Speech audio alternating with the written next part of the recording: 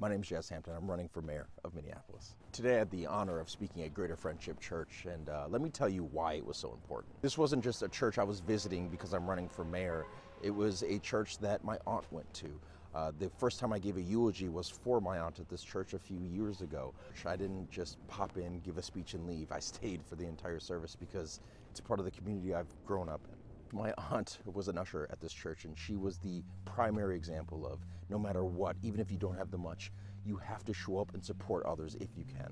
If my Aunt Regina only had enough gas in her car to take someone 10 miles and her house was 20 miles the other way, she was taking them, even if she couldn't afford to put more gas in the car. I always say that my dad, taking in all of these young men from the north side that didn't have a place to stay when I was growing up, taught me how to show up for others, but he learned that from my Aunt Regina. So yes, when I've seen the wrongfully incarcerated, I've stepped up to be their pro bono attorney. When I saw firsthand that when people are pulled over, the interactions go poorly, I built a platform to connect drivers to an attorney to de-escalate that situation, and now over 200,000 people are covered by that technology. And after learning how to build that business firsthand, I became a professor of finance to teach the next generation how to do the same thing. So here's my pledge to you. In my first 100 days, I'm gonna show up for the residents of Minneapolis, for these seniors that are trying to age in place with dignity but don't know if they can afford it with rising taxes, for the person that's calling 911 that's waiting too long, or the person who's pulled over that is nervous about how the interaction's gonna go, for the union worker who wants to ensure that their workplace is gonna be safe every day when they show up,